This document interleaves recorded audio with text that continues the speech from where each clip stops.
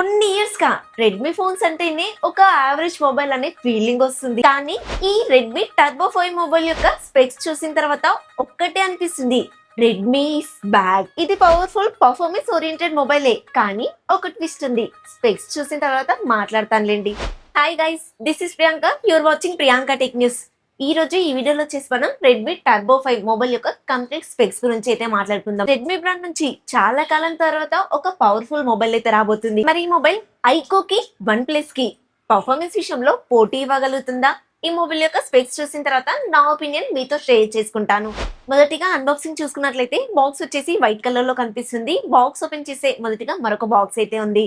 దాంట్లో కేస్ ఉంది, paper work ఉంది, సిమ్ ఎజెక్షన్ టూల్ కూడా ఇచ్చారు. మిడిల్ లో మొబైల్ ఉంటుంది, బాటమ్ లో వచ్చేసి 100 వాట్ ఫాస్ట్ చార్జర్, అలాగే కేబుల్ కూడా ఉంటుంది. ఇది చైనీస్ వేరియంట్ కాబట్టి సిల్వర్ ఇంకా వైట్ కలర్ కాంబినేషన్ లో కనిపిస్తుంది. ఇండియాకి వచ్చేప్పటికి మాక్సిమం రెడ్ కలర్ లోనే ఉంటుంది. ఫైనల్ గా ఈ అన్బాక్సింగ్ నాదైతే కాదండి, బాక్స్ కంటెంట్ ఏంటి అని చూపించడానికి మాత్రమే రిఫరెన్స్ గా ఈ వీడియో అయితే ప్లే చేస్తున్నాను. ఈ మొబైల్ యొక్క డిజైన్ చూస్తుంటే నాకు ఎక్కడో చూసినట్టు ఉంది అనిపిస్తే కనుక ఆ మొబైల్ పేరేంటో కమెంట్ లో చెప్పండి. చూద్దాం ఇంతమంది కరెక్ట్ గా గెస్ చేస్తారు. ఇండియాకి ఈ మొబైల్ వస్తుందని చెప్పేసి ఎప్పుడో మే 6th చిన్న హింట్ అయితే ఇచ్చారు. తర్వాత మే 14 ఈ mobile model name Redmi turbo 5 అని చెప్పేసి కన్ఫర్మ్ చేసేసారు. వీళ్ళు ఎక్కువగా పర్ఫార్మెన్స్ ని, స్పీడ్ ని హైలైట్ చేస్తూ పోస్టర్లు అయితే చూపిస్తున్నారు. సో ఇదొక పర్ఫార్మెన్స్ ఓరియంటెడ్ పవర్ఫుల్ మొబైల్ అని మాత్రం అర్థమవుతుంది. ఇక ఈ మొబైల్ కి సంబంధించిన కంప్లీట్ డీటెయిల్స్ విషయానికి వస్తే మొదటిగా డిజైన్ గా బిల్డ్ క్వాలిటీతో స్టార్ట్ చేసేద్దాం. ఫ్రంట్ వచ్చేసి కంప్లీట్ గా ఫ్లాట్ డిస్ప్లే అయితే ఇస్తున్నారు. కార్నర్స్ వచ్చేసి ఆర్ షేప్ లో ఉండడం వల్ల ఫ్లాగ్షిప్ ఫీల్ అయితే ఇస్తుంది. బెజల్స్ కూడా చాలా తక్కువగా సిమెట్రికల్ గా ఉండడం వల్ల చాలా అట్రాక్టివ్ గా అనిపిస్తుంది. చుట్టూ ఫ్రేమ్ అంతా కూడా అల్యూమినియం వాడారు. బ్యాక్ సైడ్ వచ్చేసి ఫైబర్ గ్లాస్ ఫినిషింగ్ అయితే ఉంటుంది. చూడడానికి మీకు ఫ్లాగ్షిప్ ఫీల్ అయితే ఖచ్చితంగా కలుగుతుంది. బ్యాక్ సైడ్ కెమెరా డిజైన్ చూసుకున్నట్లయితే ఐఫోన్ 16 ని కానివ్వండి, ఐఫోన్ 17 ని కానివ్వండి చూసిన ఫీలింగ్ అయితే కలుగుతుంది. In display finger print censor తో వస్తుంది. డ్యూయల్ స్పీకర్స్ ఉంటాయి. డాల్బీ అట్మాస్ కూడా సపోర్ట్ చేస్తుంది. NFC ఉంటుంది. ఐఆర్ బ్లాస్టర్ కూడా ఉంటుంది. బ్లూటూత్ 5.4 టెక్నాలజీ, వైఫై 6 తో వస్తుంది. అలాగే USB టైప్ C 2.0 తోనే వస్తుంది. స్క్రీన్ పైన ప్రొటెక్షన్ కోసం గ్లాస్ వాడతాం కదా, దాంతో కలుపుకొని 8.2 mm థిక్నెస్, 205 grams వెయిట్ అయితే ఉంటుంది. పర్లేదు, వెయిట్ ఇంకా థిక్నెస్ అయితే కంట్రోల్ లోనే ఉందని చెప్పొచ్చు. ఎందుకంటే దీంట్లో పెద్ద బ్యాటరీ ఇచ్చారు కాబట్టి. దాని గురించి ఇంకా ముందు ముందు చెప్తానులేండి. IP69 కి వాటర్ రేటింగ్ తో వస్తుంది. మిల్టీగేట్ I10H సర్టిఫికేషన్ కూడా వాడుతున్నారు. అండ్ ఫ్రంట్ గ్లాస్ వచ్చేసి గొరిల్లా గ్లాస్ 7A ప్రొటెక్షన్ అయితే వాడుతున్నారు. బ్యాక్ సైడ్ మాత్రం A గ్లాస్ ప్రొటెక్షన్ వాడుతున్నారు. మెన్షన్ చేయట్లేదు. డిజైన్ పరంగా బాగానే ఉంది. బిల్డ్ క్వాలిటీ పరంగా కూడా బాగానే మెయింటైన్ చేశారని అర్థమవుతుంది. ఇంతకీ ఈ మొబైల్ యొక్క డిజైన్ మీకు ఎలా అనిపించిందో కమెంట్ లో చెప్పడం మర్చిపోవద్దు. రెడ్మీ టర్బో సిరీస్ ఇండియాకి రావడం ఇదే ఫస్ట్ టైం కాబట్టి లాస్ట్ ఇయర్ మొబైల్ తో కూడా కంపేర్ చేయడానికి ఏమీ లేదు. డిస్ప్లే విషయానికి వస్తే 6.59 ఇంచెస్ కి సంబంధించిన 1.5K రిజల్యూషన్ తో OLED ప్యానెల్ అయితే వాడుతున్నారు. 120Hz రిఫ్రెష్ రేట్ అయితే సపోర్ట్ చేస్తుంది. 3500 ని స్పీడ్ బ్రైట్నెస్ కలిగి ఉంటుంది. 3840Hz PWM డిమ్మింగ్ తో వస్తుంది. మీరు నైట్ టైం మొబైల్ వాడినా కూడా మీ కళ్ళకైతే స్ట్రెయిన్ ఉండదు. అలాగే 2560Hz instant touch sampling rate తో వస్తుంది. ఇది మీకు గేమ్ ఆడుతున్నప్పుడు మాత్రమే ఈ రేటింగ్ అనేది వస్తుంది. రియల్ టైమ్ లో 240 కానీ 300 వరకు మాత్రమే వస్తుంది. ఈ మొబైల్ లో ఇంకో హైలైట్ థింగ్ ఏంటంటే డాల్బీ విజన్ కూడా సపోర్ట్ చేస్తుంది. డ్యూయల్ స్పీకర్స్ ఉంటాయి. డాల్బీ అట్మాస్ కూడా సపోర్ట్ చేయడం వల్ల, అందులోనూ వైడ్ 1 L1 కూడా సపోర్ట్ ఉండడం వల్ల OTT కంటెంట్ అంతా కూడా ఫుల్ HD లో చూడొచ్చు.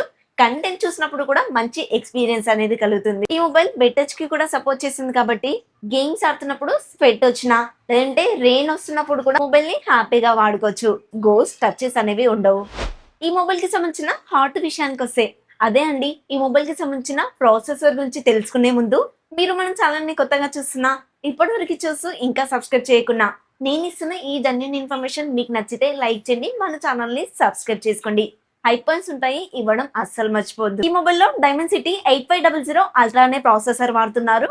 4 నానోమీటర్ మీద బిల్డ్ అవుతుంది. LPDDR5 అల్ట్రా రన్ టెక్నాలజీ వాడుతున్నారు. UFS 4.1 మెమొరీ టెక్నాలజీతో వస్తుంది. చైనాలో 256GB తో స్టార్ట్ అయింది. ఇండియాకి వచ్చేప్పటికి 128GB కానివ్వండి, 256GB తో కానివ్వండి స్టార్ట్ అవుతుంది. అడిషనల్ గా మెమరీ కార్డ్ వేసుకునే ఆప్షన్ కూడా ఉండదు. Out of the box Android 16 HyperOS 3 తో వస్తుంది. రెడ్మీ బ్రాండ్స్ లో వస్తున్న ప్రతి మొబైల్ లోనూ ఈ మధ్య 4+6 years అప్డేట్స్ అయితే ఇస్తున్నారు. సో ఈ మొబైల్ లో కూడా అంతే మనం ఎక్స్పెక్ట్ చేద్దాం. చాలా మంది HyperOS స్లాగ్ ఉంటుంది, బల్కీగా ఉంటుందని అంటూ ఉంటారు. నిజానికి HyperOS లోనే ఎక్కువ ఫీచర్స్ ఉంటాయి కంపేర్ టు అదర్ బ్రాండ్స్. అందుకోసమే మీకు కాస్త లాగ్ లాగా బల్కీ లాగా అనిపిస్తుండొచ్చు, కానీ దీంట్లోనే ఫీచర్స్ ఎక్కువగా దొరుకుతాయి. ఇంకో విషయం, రెడ్మీ కూడా ఈ మధ్య ఇంప్రూవ్ అవుతుంది HyperOS విషయంలో. ఇది గుర్తుంచుకోండి. దీంట్లో వేపర్ కూలింగ్ చాంబర్ కూడా వాడుతున్నారు. దీని వీళ్ళు 3D ice sealed circulating cold pump అని అయితే అంటున్నారు. ఇంట్లో గేమింగ్ కోసం ప్రాసెసర్ లెవెల్లో ర్యాంపేజ్ ఇంజన్ టెక్నాలజీ అయితే వాడుతున్నారు. మీకు GPU లెవెల్ గ్రాఫిక్స్ ఇంప్రూవ్మెంట్ అయితే ఉంటుంది.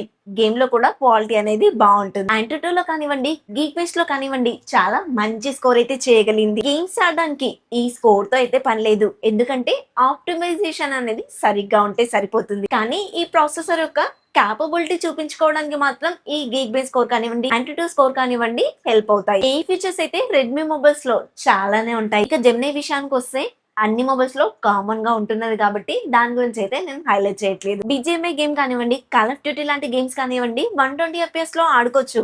కాకపోతే ఆప్టిమైజేషన్ అనేది సరిగ్గా లేకపోతే మాత్రం లాగ్స్ అనేవి నోటీస్ చేశారు. ఓవరాల్ గా ప్రాసెసర్ గురించి చూసుకున్నట్లయితే గేమింగ్ కి బాగుంటుంది. నార్మల్ యూజ్ చేసా అనుకుంటే మాత్రం నెక్స్ట్ లెవెల్లో ఉంటుంది.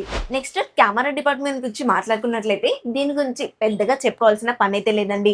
ఎందుకంటే రెడ్మీ మొబైల్స్ లో కెమెరా ఆల్గారిథం అనేది నార్మల్ గా ఉంటుంది. షోమీ కూడా వీళ్ళదే కదా, అక్కడ నుంచి కెమెరా ఆల్గారిథం ఏమన్నా వీళ్ళు తీసుకుంటే బాగుండేది అనిపించింది. ఎందుకంటే షోమీ మొబైల్ లో ఫోటో క్వాలిటీ అనేది బాగానే ఉంటుంది. బ్యాక్ సైడ్ వచ్చేసి డ్యూయల్ కెమెరా సెటప్ అయితే ఇస్తున్నారు. మెయిన్ కెమెరా 50 MP, అది కూడా సోనీ IMX 882 సెన్సార్ అయితే వాడుతున్నారు. OS కి సపోర్ట్ చేస్తుంది. మాక్సిమం 4K 60 FPS వరకు వీడియో రికార్డింగ్ కూడా చేసుకోవచ్చు. సెకండరీ కెమెరా వచ్చేసి 8 MP అల్ట్రా వైడ్ ఉంటుంది. డే టైమ్ లో బాగానే పర్ఫార్మెన్స్ చేస్తుంది, కానీ నైట్ టైమ్ లో ఫొటోస్ మాత్రం కాస్త సాఫ్ట్ గా వస్తాయి. ఫ్రంట్ వచ్చేసి వీళ్ళ ముద్దు బిడ్డ అయిన 20 MP కెమెరా అయితే ఇస్తున్నారు. దీని నుంచి ఫుల్ హెచ్డీలో వీడియో రికార్డింగ్ చేసుకోవచ్చు. మీరు ఏ ఇయర్ నుంచి రెడ్మీ బ్రాండ్ లో ఫ్రంట్ కెమెరా 20 MP చూస్తున్నారు కామెంట్ లో చెప్పండి, నేను కూడా తెలుసుకుంటాను. బ్యాటరీ విషయానికి వస్తే చైనీస్ వేరియంట్ లో 7500 mAh బ్యాటరీ వాడారు. 100 వాట్ ఫాస్ట్ ఛార్జర్ అయితే సపోర్ట్ చేస్తుంది. బ్యాటరీ ఫుల్ అవ్వడానికి 1 అవర్ 10 minutes టైం తీసుకుంటే నార్మల్ యూజర్స్ ఈ మొబైల్ యూజ్ చేశారనుకోండి ఈజీగా నెక్స్ట్ డే మార్నింగ్ వరకు అయితే వస్తుంది. గేమ్స్ ఆడే వాళ్ళకి మాత్రం మీరు FPS ఏ రేంజ్ లో పెట్టుకుంటారో దాని మీద డిపెండ్ అయ్యి ఉంటుందండి ఎన్ని అవర్స్ బ్యాటరీ వస్తుంది అని చెప్పేసి. ఇండియాకు వచ్చేప్పటికి రూమర్స్ ప్రకారంగా 6500 mAh battery 90 watt fast charger support చేస్తున్నట్లుగా అయితే తెలుస్తుంది. ఇండియాకి కాస్త తగ్గిస్తున్నట్టుగా తెలుస్తుంది, చూడాలి. అండ్ ఇంకొక విషయం, ఈ మొబైల్ ని యూజ్ చేసుకుని మరో మొబైల్ కి 27 వాట్ లో చార్జ్ కూడా చేసుకోవచ్చు. ఇలా చార్జ్ చేసుకోవచ్చు అని చెప్పేసి ఒక పవర్ బ్యాంక్ లాగా మాత్రం వాడకండి. ఈ మొబైల్ యొక్క బ్యాటరీ లైఫ్, బ్యాటరీ హెల్త్ అనేది పడిపోతుంది. మీకు స్టార్టింగ్ లో ఒకటి చెప్పాను, గుర్తుకుందాం. ఈ మొబైల్ యొక్క డిజైన్ చూస్తుంటే ఒక మొబైల్ చూస్తున్నట్టుగా అనిపిస్తుంది. ఆ మొబైల్ నేమ్ ఏంటో మీకు తెలిస్తే కమెంట్ లో చెప్పండి అని చెప్పి. అదే మొబైల్ పోకో X8 Pro. ఆ డిజైనే కాదండి, ఆ మొబైల్ యొక్క స్పెక్స్ కూడా యాజ్ డీస్ గా ఇక్కడే కనిపిస్తున్నాయి. యాక్చువల్లీ పోకో X8 Pro ఎప్పుడో వచ్చింది కాబట్టి ఆ మొబైల్ ని వీళ్ళు కాపీ చేశారు అని అందరూ అనుకుంటారు, కానీ అది నిజం కాదండి. రెడ్మీ మొబైల్ ఫస్ట్ ఉంటుంది. ఈ మొబైల్ ని పోకో X8 Pro అయితే కాపీ చేశారని చెప్పాలి. ప్రస్తుతం ఇండియాలో రెడ్మీకి మార్కెట్ చాలా తక్కువగా ఉంది కాబట్టి ఈ పవర్ఫుల్ మొబైల్ తీసుకొస్తున్నట్లుగా అయితే తెలుస్తుంది. ఇదే డిజైన్ తోటి ఇదే స్పెక్స్ తో ఉన్న పోకో X8 Pro వచ్చేసి ప్రస్తుతం మనకి 35,000 రూపాయల బడ్జెట్ లో అయితే కనిపిస్తుంది. రీసెంట్ గా వచ్చిన ఆఫర్ లో 28,000 కేమో కనిపించింది.